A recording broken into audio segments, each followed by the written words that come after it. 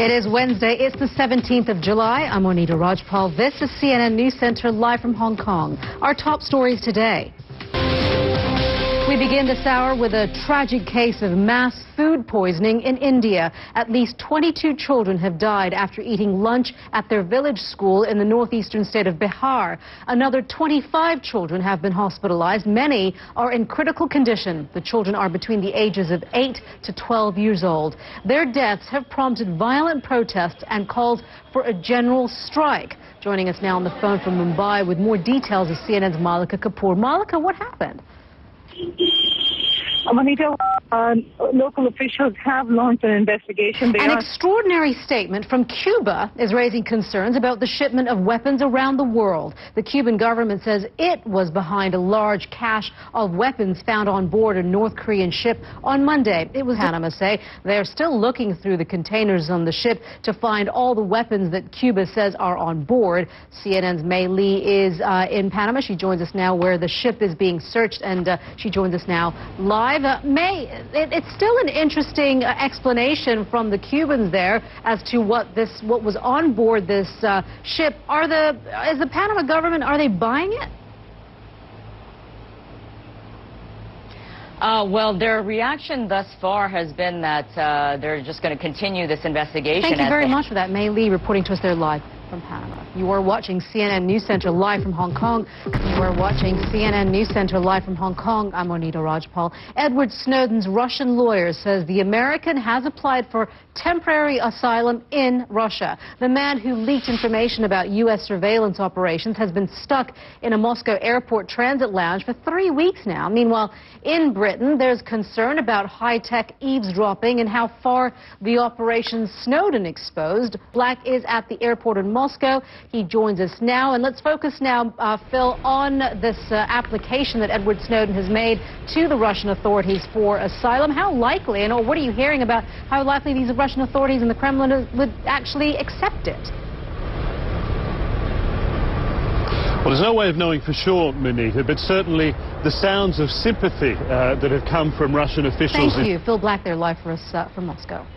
Mexican authorities are holding the notoriously brutal leader of the Zetas cartel, Miguel Angel Trevino Morales, was captured near the U.S. border on Monday. He has a grisly reputation for violence. He's said to favor torture methods, such as putting his enemies in an oil drum, pouring petrol on them, and then setting them on fire. Trevino is facing charges of murder, torture, organized crime, and money laundering. Brian Todd has more, but first we do warn you, his report does contain some images that you may find disturbing. In a world of bad characters, analysts say Miguel Angel Trevino Morales held a special place. He was the most sadistic cartel leader in the Americas. The oldest civil rights organization in the United States is urging the country's attorney general to file federal civil rights charges against George Zimmerman in the shooting death of Trayvon Martin. Eric Holder told the group he's continuing to look at the evidence. He also said in a public speech at the NAACP convention how he himself had been racially profiled when he was younger and spoke of his own advice to his son. A searing heat wave is baking much of the eastern United States. Meteorologist Mari Ramos is at the World Weather Center. And Mari, again, talking to my folks up there in Toronto, they were talking about some 40 degrees Celsius weather with the humidex. That's right, and that would be the combination of the heat and humidity. Parts of Canada, southern Canada, are included, and all the way over to the Maritimes. This is really taking a toll across much of this region, Monita. Monita? You know, Mari, here I was worried about moving to Hong Kong and the sweltering summers here, but apparently it's hot everywhere else. Exactly. All right, Mari, thank you very much for that. You are watching CNN News Center live from Hong Kong. Yeah, we're still watching and we're still waiting. The world's media is... You are watching CNN News Center live from Hong Kong. Catherine, the Duchess of Cambridge, is expected to give birth any day now, folks. The anticipation is building for the future heir to the British throne to make his or her grand entrance into the world. Our royal correspondent Max Foster is outside St Mary's Hospital in London with that. And, you know, Max, some people are saying that, you know, maybe she's already given birth and they're just taking their time to announce it. Yeah, there's all sorts of rumours going around. They're also talking about home births because she seems to be back at her mum's house as well a lot at the moment. But I think so we need this to happen soon.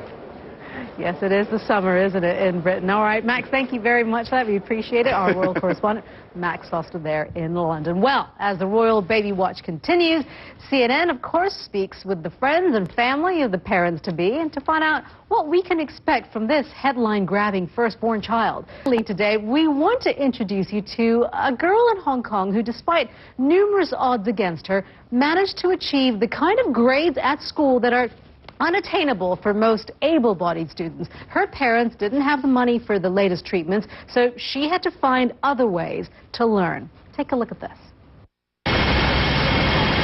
Meet Sung Si Kwan. She's a 20-year-old student in Hong Kong. We're watching on the CNN News Center. I'm Monita Rajpal, live at CNN Hong Kong.